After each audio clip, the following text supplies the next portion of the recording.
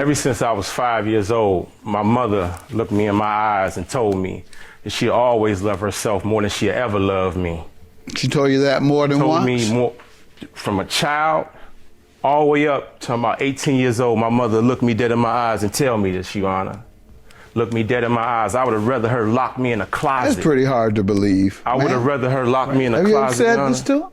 That's why I always tell people, make sure you know somebody well enough before you start having kids with them. Because yes, the kids are going to be blessings, but when it comes to the person you're having those kids with, they could be the one giving you hell on earth. Not just you and the kid. And I know you're not going to know everything about somebody, but make sure that you know enough. Make sure that you know enough before you start having kids with them. But before we go ahead and start this video, I'm going to need you all to do 3 things for me. The first one is to let me know what you think about the video in the comment section. Anything that I've missed in the process, let me know in the comments below. The second one, if this is your first time on this channel, do not forget to subscribe. And number 3, which is the most important, like the video so YouTube could push it to more people.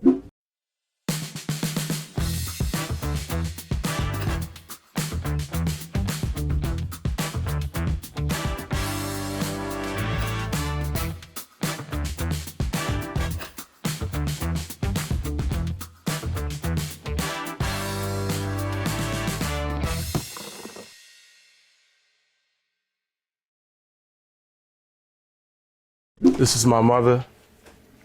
I feel ashamed that I have to shame my mother like this. I feel hurt about it.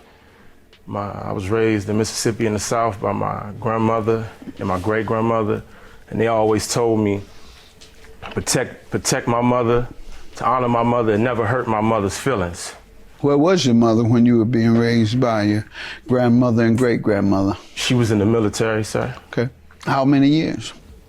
3. Okay. 3 to 5, I think. All right, so she was only gone from your life 3 to 5 years? No, sir, I was still being raised by her. She was living in South Carolina. And, how many years were you with her under the same roof? My mother? Yes. 2 years in elementary school, in 10th grade through the 12th. Have the two of you always had a good relationship, or what has your relationship been like? No, sir. Ever since I was 5 years old, my mother looked me in my eyes and told me that she always loved herself more than she ever loved me. She told you that more than once? Told me more, from a child all the way up to about 18 years old, my mother looked me dead in my eyes and tell me this, Your Honor. Look me dead in my eyes. I would have rather her lock me in a closet. That's pretty hard to believe. I would have rather her lock me in a closet. Have you ever said this to her? Your Honor, I did say that to him. I said that to him. Often? No, sir. I actually told him that once. Well, how old was he? He was about 16, 17 years old. Yo, first of all, this is already narcissistic. I understand the whole military thing, all right? I understand that. But if you come back, you know what I mean? I'm going to expect you to bring me with you wherever you're going, because if you go into the military, you're probably looking for a better lifestyle, right? And by you coming from wherever you came from, I would expect you to still be with me. But instead of doing that, you are telling me that you're going to love yourself first instead of loving me as your son, as your child. This is already narcissistic, right? And the problem with it is that a lot of people don't even know. A lot of kids, as a matter of fact, don't even know that they are in a narcissistic relationship with either one of their parents, either the dad or the mom. And that's the real deal. That's the problem, because you would expect your family, your mom, your dad, to protect you from things that are probably going to hurt you. You would think having a mother would be the one person providing you with good security, right? But she's the one telling you that, you know what, I have to put myself first. I don't. Let's keep watching, man. And if I may, I did tell my son that I would love myself more than I loved him, because in order for me to be a mother to him, I have to love myself first. And then I can love someone else. Then I can take care of someone else. But if I do not love and take care of myself, how am I going to be able to love and take care of the people who I'm all right. Did you think it would cause him damage? Well, my son is a brilliant man. He's been raised. He's been raised not only by myself as a single parent. My son has been raised with the company and the blessing of my family. We've all raised him. We come from a very strong military So you family. were in the household outside of the military? Of course I was. When I served in South Carolina, after I got out of my training and I got my permanent duty station, my son was with me. How old was he? He was with me when he was 3 years old up until the time he was about 4 or 5. Then I took him back home to Mississippi for my family to help me raise him while I was performing my military duty to this country. So at any points in times where I was stable within the military, I would get my son back. How old was he when you left the military? Well, I went into the United States Navy in 1987. My son was right under 3 years old when I left, and then and he stayed with his father during that time. And I got out of the military in 1991. In 91, I moved into public housing because I wanted to finish my education. I moved to Washington, D.C. to go to Howard University. I took my son then back to my family so that I could get myself settled in Washington, D.C. So from 92 to about 94, 95, my son was living with my mother and then with my grandmother. Why? Because at that time I was a struggling student. I wasn't able to take care of the both of us in Washington, D.C. Oh, and I forgot you put yourself first. So go ahead. What Well, else? That's what you just said. Yes, That. sir. What are you talking about? You say I got to put myself first in order to be able to take care of the child. Yeah, I looked him in his eye and I told him that. You abandon your child. You see the damage it has caused this man, and you're sitting up here. I had to put myself first, and I know it may have damaged him, and he probably has lifelong problems, but I had to put myself first because I could only help him if I put myself first. Well, I got news for you. You didn't help him. You damaged him. You didn't help him at all. You damaged him. Go ahead, sir. Yes, sir. I had to deal with that. And like I said, I felt like I would have rather been thrown in a closet, fed cold grits, oatmeal, anything to hear that from my mother, you know. And I don't understand, Ma, how you can stand here with a smirk on your face and not feel for me. I'm your only begotten son, Mama. And after all them years you done said that to me, Mama, you can stand here with smiling.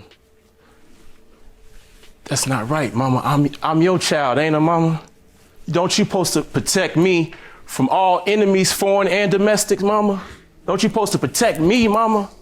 And you'll sit here with a smirk on your face. I didn't want to do this to you, Mama. I didn't want to shame you like this. I'm sorry, Your Honor. No, I'm sorry. you're telling her what she needs to hear. I didn't want to do this to you, Mama. I'm sorry. Pay attention to her face throughout the entire thing. Like she's not like sad, or I don't expect her to be happy, but when something like that happened, you are face to face talking to your son and he's literally expressing his feelings about the things that you've done, the things that you've been lacking, the things that you didn't do to him that have damaged him mentally, emotionally. But instead of doing that, you're just like, I guess I had to finish school. I guess I had to finish school. I was a struggling student. You have a kid. You have an entire kid to take care of. I guess school was more important. And I'm not saying it's not important, but you cannot put anything else before your kids. That's just the reality. You know what I mean? That's just the reality. And I'm still like that wounded, battered wife that want to protect her husband. I'm still like that wounded child saying, I'm apologizing to you. That I'm sorry that I had to do this to you, Mama. I'm still that child. I hope she doesn't have a smirk on her face, and I hope you're misinterpreting that. Is he misinterpreting that, isn't he, ma'am? Well, Your Honor, I think his perception of me is quite different from the reality. You know, we're talking about the smirk he believes you have on your face today.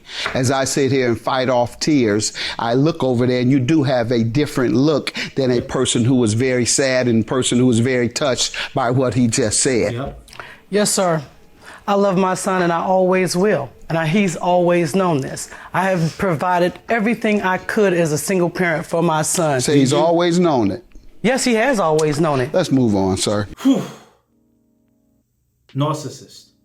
That's all I can say. You know what I mean? Narcissist. Because my only thing is, let's say that he was taking everything out of proportion, right? Her entire face expression is already showing everyone watching that he's not lying. Like, you know, sometimes people could be lying and you'd be like, yeah, I don't think she did it. But her face is just like, whatever, you know, hey, whatever. I had to take care of myself.